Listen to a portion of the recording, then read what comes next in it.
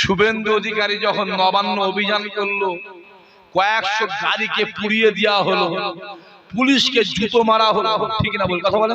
সেই জুতো একটা টাকলা পাড়া লোক, এই যে চুল আছে এখানটায়, কথা বুঝতে পারছেন কি বলছি?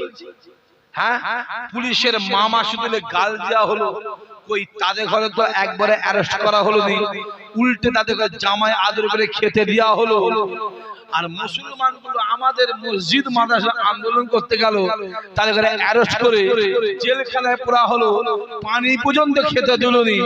আমি তো বলবো এর দ্বারা বোঝা যাচ্ছে কোন মুসলমানকে নেতা হতে দেওয়া, জোরে বলো জোরে বলো, কোন মুসলমানকে নেতা হতে দেওয়া যাবে না।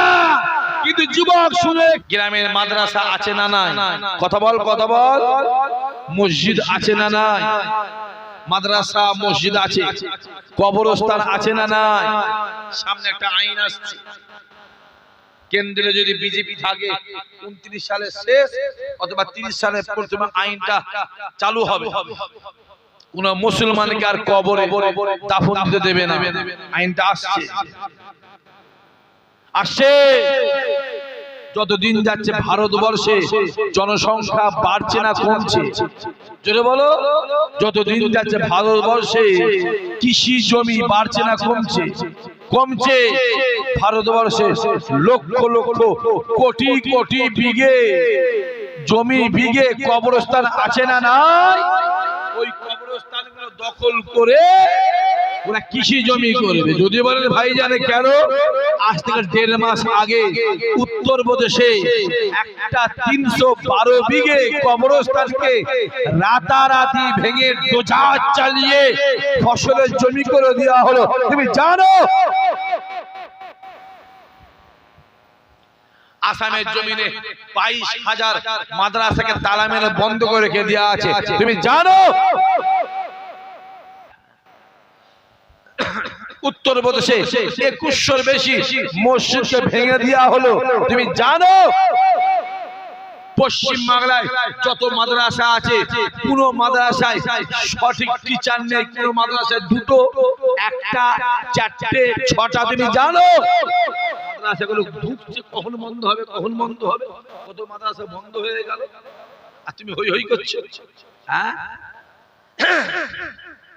ভারতবর্ষে যত মাদ্রাসা, যত মসজিদ, যত কবরস্থান, যত অকাফ সম্পত্তি সব সরকার দখল করে নিল। তুমি জানো বাবরি মসজিদ নবো নবো নবো নবো নবো নবো, সে মসজিদটা আছে, তাকে জোর করে ভেঙে রাম মন্দির বানিয়ে দেওয়া হলো। রেখে দাও, লিখে রেখে দাও, লিখে রেখে দাও। যদি আজ না হয় 20 বছর পর, যদি তা না হয় 50 বছর পর, যদি তা না হয় 100 বছর পরে আমার আল্লাহ ওই মসজিদকে ঈমানদারের কাছে ফিরিয়ে দেবে। আল্লাহ আল্লাহ আল্লাহ আল্লাহ।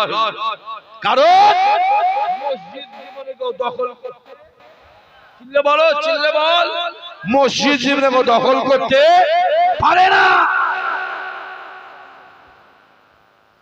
যদি বলেন কেন, আসো আমার কাছে ইতিহাসে। তুরস্কের রাজধানী ইস্তাম্বুল, ইস্তাম্বুলে একটা মসজিদ আছে, যে মসজিদটার নাম হলো আয়া সোফিয়া। কি নাম বললাম? জোরে বলো। আয়া সোফিয়া। উসমানীয় পিরিয়ড যখন শেষ হয়ে গেল, ওই আয়া সোফিয়া মসজিদটাকে খ্রিস্টানরা দখল করে জোর করে তাকে চার্চ বানিয়ে দিল। চার্চ বানিয়ে 84 বছর ওই মসজিদটাকে চার্চ বানিয়ে দখল করে রাখলো। 84 বছর পরে যখন ওই তুরস্কে এরদোয়ান সরকার ক্ষমতায় এলো, আসার সঙ্গে সঙ্গে এরদোয়ান সরকার ওই আয়া সোফিয়াকে চার্চ বন্ধ করে দিয়ে আয়া সোফিয়াকে মসজিদ ঘোষণা করে ওই মসজিদে নামাজ শুরু হয়ে গেছে।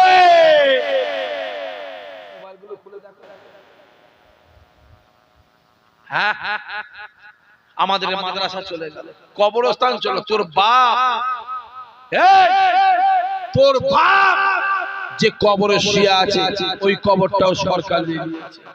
গ্রামে তোমার কবরস্থান আছে, মসজিদ আছে, মসজিদ তুমি বানাচ্ছ, মসজিদের মোতাওয়াল্লি তুমি, মসজিদে ইমামের মাইনে তুমি দিচ্ছ, খাতা কলমে ওই মসজিদ আর আমাদের জোরে বলে আমাদের নিয়ে নিয়েছে।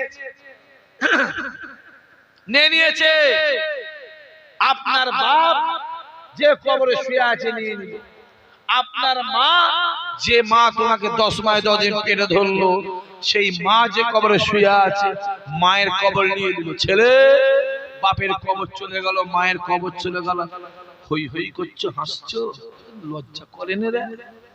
তোরা এখনো হই হই করছিস? দাদা হুজুরের কবর পুরো হয়ে থাকতে পারে, খাতা কলমে দাদা হুজুরের কবরটা সরকার গ্রাস করে নিয়েছে। খাজা হুজুরের কবর থাকতে পারে, খাতা কলমে সরকার গ্রাস করেছে।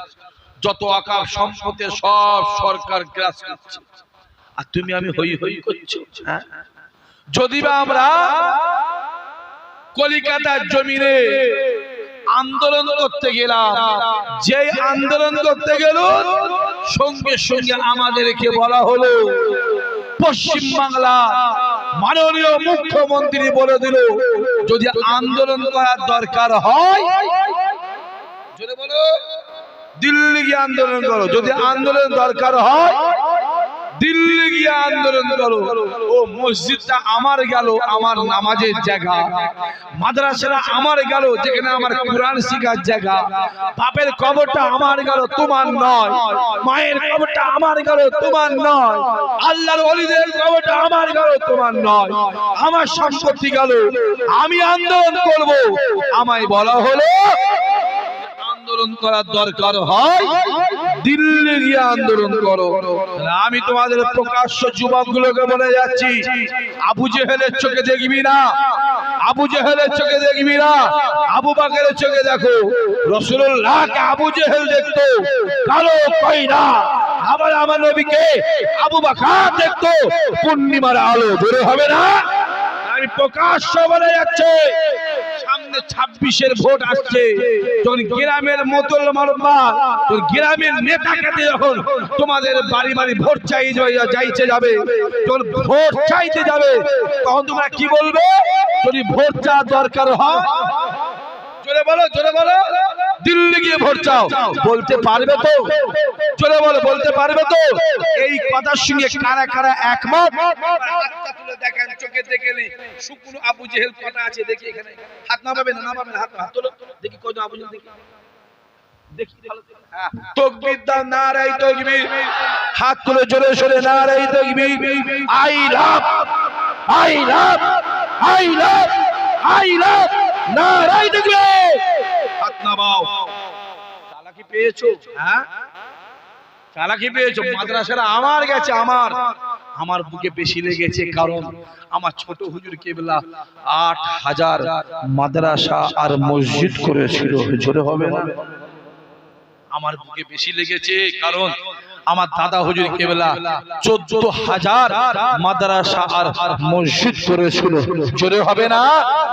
আমার বুকে লেগেছে বেশি কারণ খাজা হুজুরের হাতে হাত দিয়ে 92 লক্ষ বেঈমান ঈমানে কালেমা পড়েছিল, আর দাদা হুজুরের হাতে হাত দিয়ে 67 লক্ষ বেঈমান ঈমানে কালেমা পড়ে মুসলমান হয়েছিল। জোরে হবে না?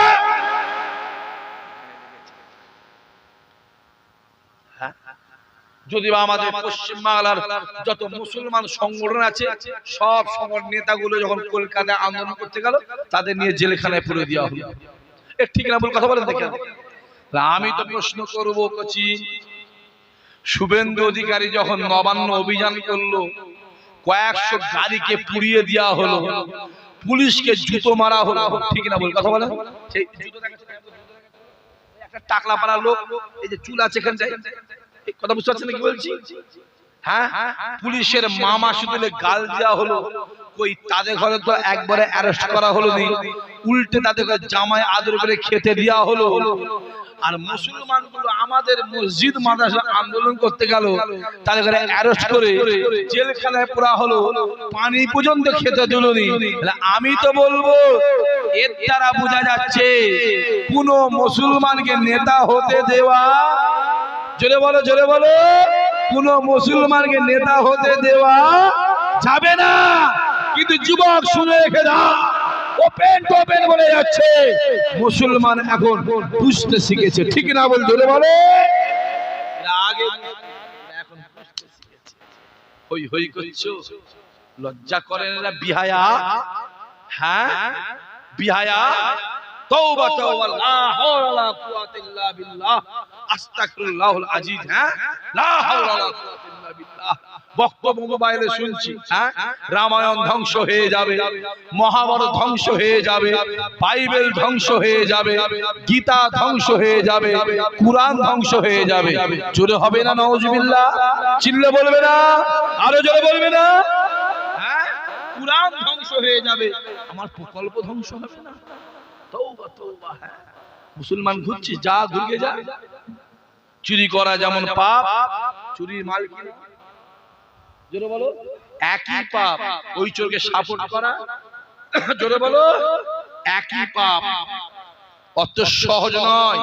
পুজো যেমন করা পাপ, পুজোয় চাঁদা দেওয়া, জোরে বল, একই পাপ, একই পাপ। অত সহজ। তুমি সাপোর্ট করলে, দেখে দেখো, সাপোর্ট করলে, ওই মূর্তিটাকে সাপোর্ট করলে, হ্যাঁ, ছি ছি ছি ছি। আমাদের কোরআন ধ্বংস হবে, আমাদের কোরআন জিন্দা জিন্দা জিন্দা।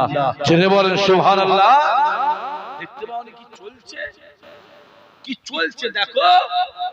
হ্যাঁ, কত অত্যাচার, যত অত্যাচার। তোর দ্বারাই কি করে খাবি? হ্যাঁ, কি নিয়ে এসে मचलते हो वही तो बता दे,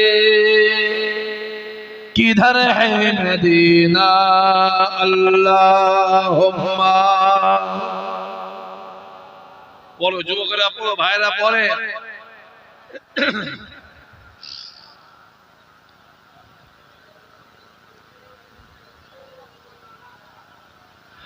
বলো লা ইলাহা ইল্লাল্লাহ, লা ইলাহা, লা ইলাহা ইল্লাল্লাহ, আল্লাহুম্মা সাল্লি আলা।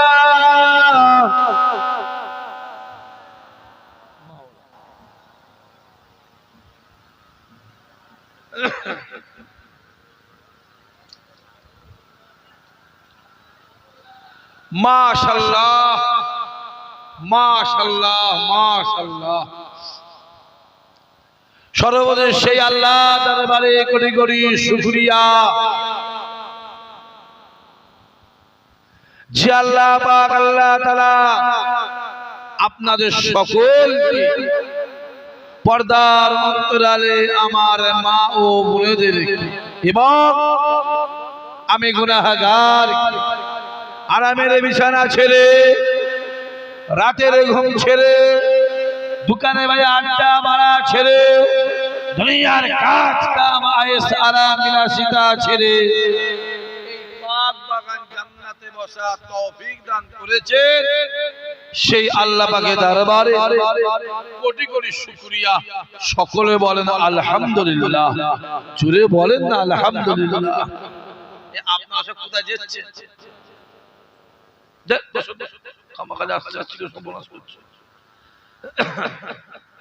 আর ওই চায়ের দোকানের ওই পাঁচিলে কারা বসে আছে ভাই, বাইরে নিচে বুঝতে পারেন না? হ্যাঁ, আমি তো ভাবছি আজকে কিছু বলবো না। তোমরা যা করছো ভাই আমাকে এমনি বলতে হবে, ঘাটাঘাটি করতে হবে, তখন আবার রাগ হবে, তখন রাগ হবে। এবার ছেড়ে তাকবীর দেন তো, নারায়ে তাকবীর। জোর বাবা, ক্যানিং এর লোক তো ভয়ে আওয়াজ কমে গেছে, তাই তো, তাই তো, না বললে হবে না কিছু। তোমাদের যে কন্ডিশন, তোমাদের ঘরে ভাঙড় লেগে শিখতে হবে। শেখো গিয়ে ভাঙড় লেগে, ওদের স্পিড আলাদা, বড় বড় ডায়লগ, বড় বড় বুগলি মেরে তোমাদের সব আওয়াজ কি কমে গেছে, মানে ভয় টয় খেয়ে গেছে তো, একদম বেরোও নি। চুরি পরে বসে থাকবে শাড়ি পরে